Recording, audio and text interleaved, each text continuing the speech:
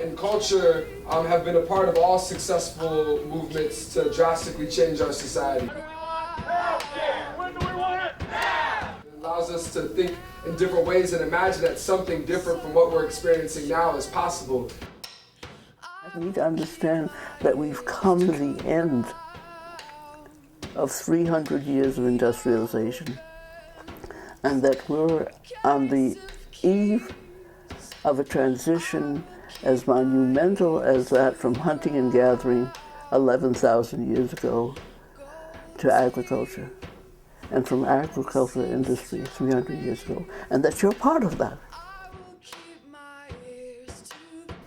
And how you think and how you relate and how you see things is what's involved in creating a movement. I don't even like the word environmentalist. That's what the coal company says they are.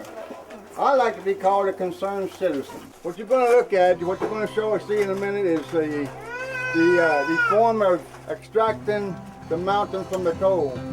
They blow the mountain up from the coal. If you got 5 seams of coal, it's like a cake. Visualize a cake. They take the first seam layer down, they drill in, blow it up, goes every which way, and they get the icing in between the 2 layers. Then they do it again until they get every seam of coal they want.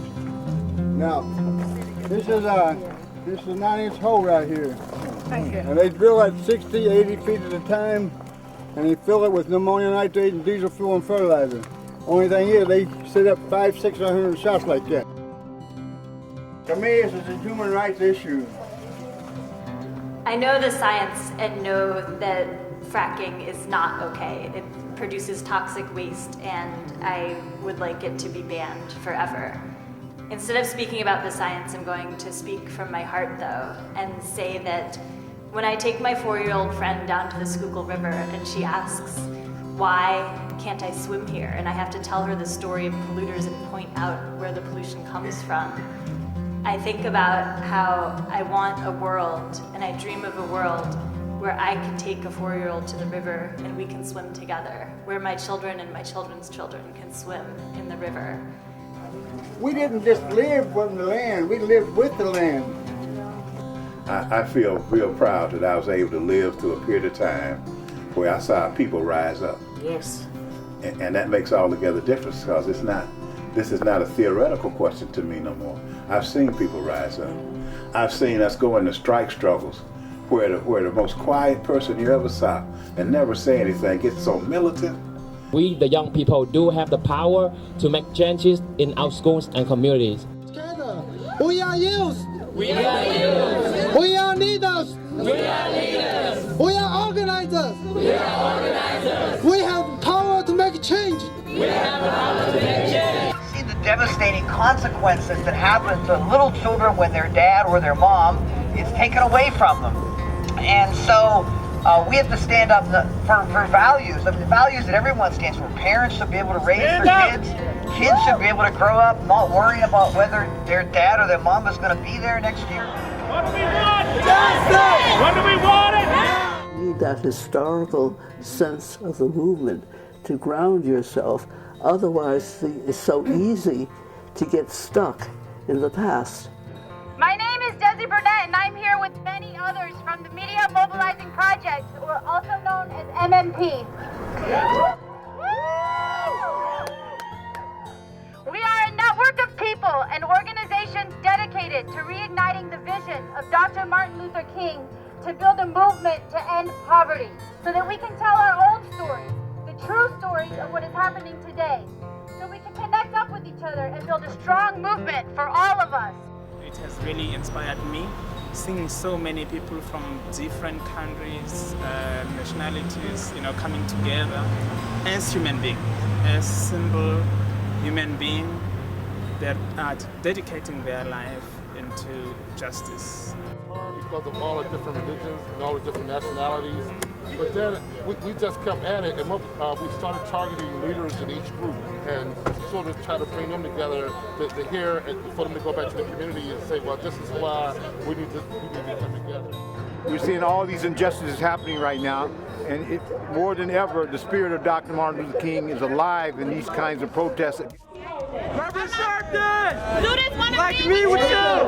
Reverend Sharpton! Had Arnie Duncan and Reverend Al Sharpton. They were here promoting this listening tour where they were supposed to be talking about educational reform, and they didn't actually have it at a time where enough community and students and whoever else that has a stake in education could be here to actually voice their opinions. You want to? We're right here. We right here. Come on, for me. How y'all have listen and learning tour at high school? The way that the conversation went, I really wasn't able to express my opinion. Too many people in the education arena are talking to themselves in an echo chamber, and no one's listening to them. We need people that can talk to the kids that they respect, understand, and look up to. Okay, we are meeting now, but I'm asking you, could you meet with students? What you see is a set of adults who are starting to put children first. Really tried to edge us on and really tried to cut us off and make it really brief.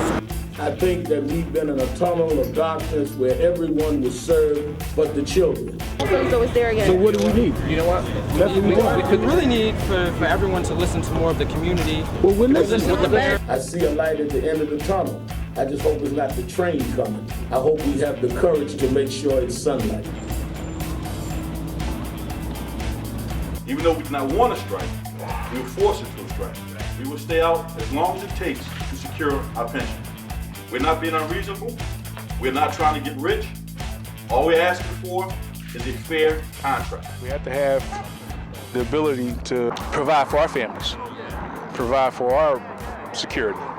And I think in the end, the public will understand that. This is a war. It's a protractive type of thing.